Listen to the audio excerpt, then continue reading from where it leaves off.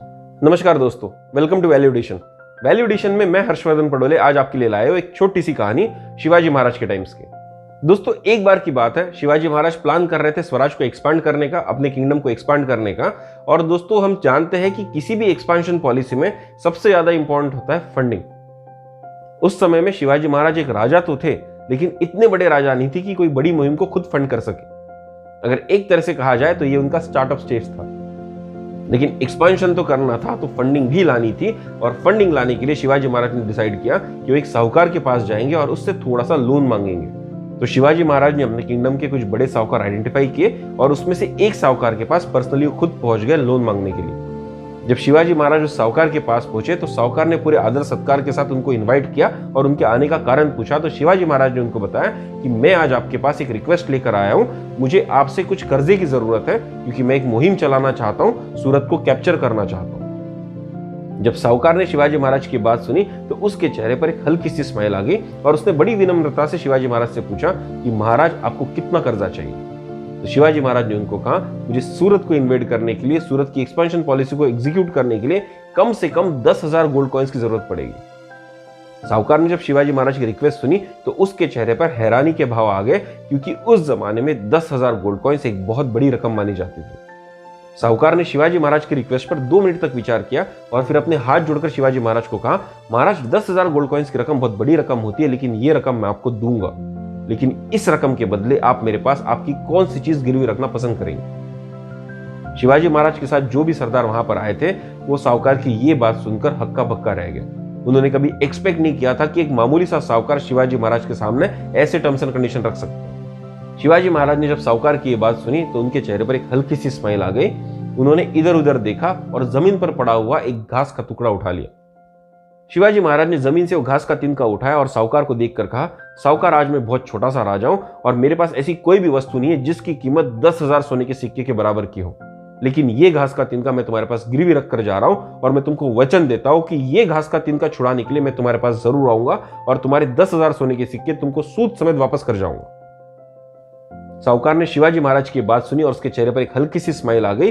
वो चुपके से अपनी जगह से उठा और तिजोरी की तरफ बढ़ा। उसने तिजोरी खोली, वहां से 10,000 सोने के सिक्के निकाले और बड़ी विनम्रता से आकर शिवाजी महाराज के हाथ में उसने 10,000 सोने के सिक्के रख दिए। जितनी विनम्रता से साहूकार ने 10,000 सोने के सिक्के शिवाजी महाराज के हाथ में रखे थे, उतनी विनम्रता से शिवाजी महाराज ने अपने हाथ से घास का तिनका उठाया और साहूकार के हाथ में रखा और साहूकार को कहा, साहूकार, इस घास के तिनके को बहुत बचा कर रखना, बहुत संभाल कर रखना, इस तिनके को छुड़ाने के लिए मैं वापस जरूर आऊंगा। साहूकार के पास से 10,000 सोने के सिक्के लेकर शिवाजी महाराज बढ़ चले अपनी सूरत की मुहिम पर। उन्होंने सूरत पे अटैक किया और वहां पर बहुत बड़ी जीत भी हासिल की। सूरत मुगलों का एक बहुत बड़ा ट्रेड सेंटर था और वहां पर धन संपत्ति की कोई कमी नहीं थी। और जब शिवाजी महाराज की मुहिम सफल हुई तो शिवाजी महाराज के पास बहुत सारा धन आ गया, बहुत सारी संपत्ति आ गई और ये सारा धन इस्तेमाल किया जाने वाला था स्वराज को एक्सपांड करने के लिए, उनके किंगडम को बड़ा बनाने के लिए, ताकि मैक्सिमम लोगों तक स्वराज का कंसेप्ट पहुंच सके, मैक्सिमम लोग मुगलों के चंगुल से आजाद हो सके।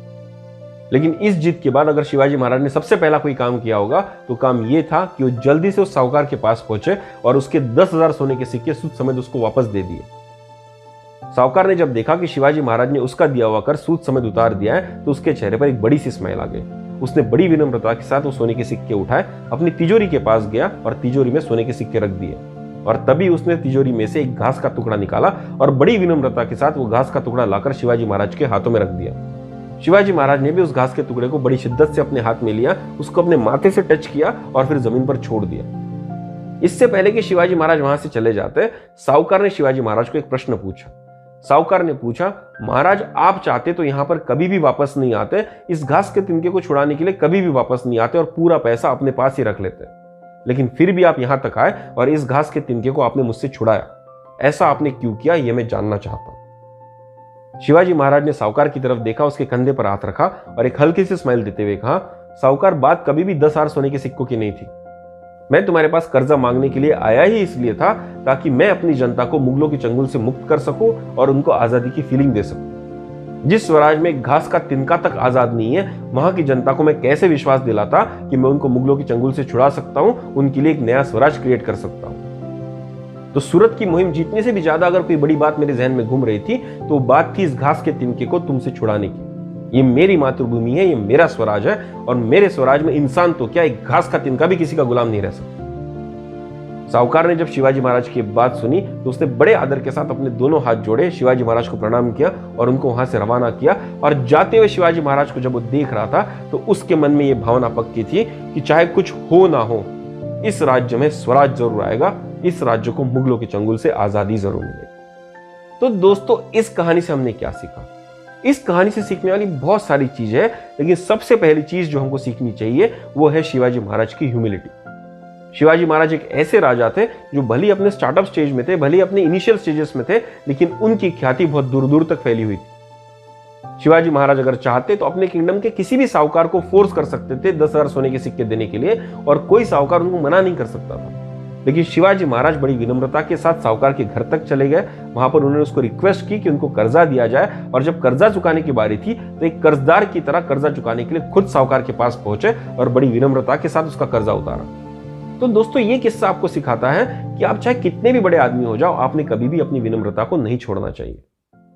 दोस्तों, बहुत ताकतवर होने के बाद भी जब आप किसी से रिक्वेस्ट करते हो, किसी के साथ विनम्र बिहेवियर करते हो, तो आप कभी छोटे नहीं हो जाते, बल्कि आप सामने वाले की नजर में बहुत बड़े हो जाते हो।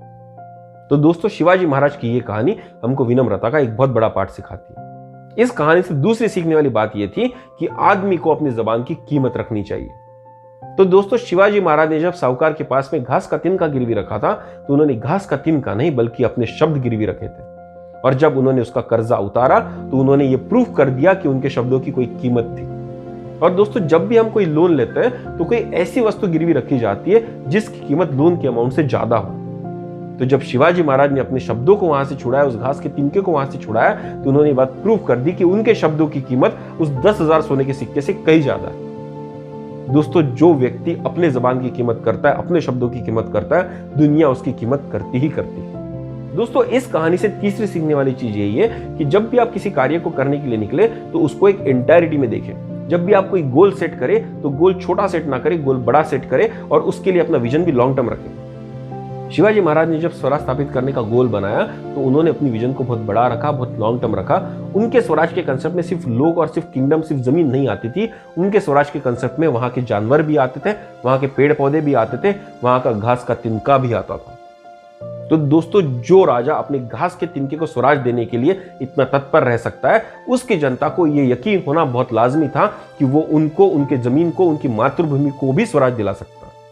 तो दोस्तों, इस दुनिया की छोटी छोटी चीजों की इज्जत जब आप करने लगते हो, अपनी जबान की इज्जत जब करने लगते हो, तो बाय डिफॉल्ट ये दुनिया आपके बड़े बड़े उसूलों की भी इज्जत करने लगती है। तो दोस्तों, इस कहानी से सीखने लायक यही चीज है कि जब भी हम कोई कार्य करना चाहते हैं और उस कार्य में दूसरों का सपोर्ट चाहते हैं, तो हमको हम्बल होना पड़ेगा, हमको ह्यूमिलिटी का गुण हमारे अंदर लाना पड़ेगा, लोगों से रिक्वेस्ट करना पड़ेगा, तभी लोग आपके साथ जुड़ेंगे। जब भी आप लोगों को कोई कमिटमेंट दो, अपने मुंह से कोई शब्द निकालो, तो उस शब्द की कीमत सबसे पहले आपको करनी होगी। जब आप अपने शब्दों की कीमत करोगे तो दुनिया आपके शब्दों की कीमत करेगी ही करेगी। तो दोस्तों, जब भी आप कोई गोल बना रहे हैं उसको थोड़ा बड़ा रखिए, उसको इनकम्पासिंग रखिए, उसको इंक्लूसिव रखिए, ताकि एक घास का तिनका भी उस गोल से फायदा महसूस कर सके। तो दोस्तों, इसी तरह की कहानियां हम आपके लिए लाते हैं जो आपकी जिंदगी में थोड़ा थोड़ा वैल्यू ऐड करेंगी, जो over a period of time आपकी पर्सनैलिटी को बहुत बेहतरीन तरह से शेप कर सकती है। अगर आपको हमारी कहानियां पसंद आ रही है तो जरूर कमेंट बॉक्स में कमेंट करके हमको बताइएगा, ताकि इसी तरह का बेहतरीन कंटेंट हम आपके सामने पेश कर सकें। अगर आपको हमारी कहानियों में वैल्यू दिख रहा है तो जरूर शेयर कीजिए अपने दोस्तों के साथ, अपने परिवारजनों के साथ, ताकि उनके जिंदगी में भी एक छोटा सा वैल्यूएशन हो सके। तो चलिए दोस्तों, जल्दी मिलेंगे एक नई कहानी के साथ। तब तक के लिए सब्सक्राइब कीजिए हमारा चैनल वैल्यू एडिशन। धन्यवाद।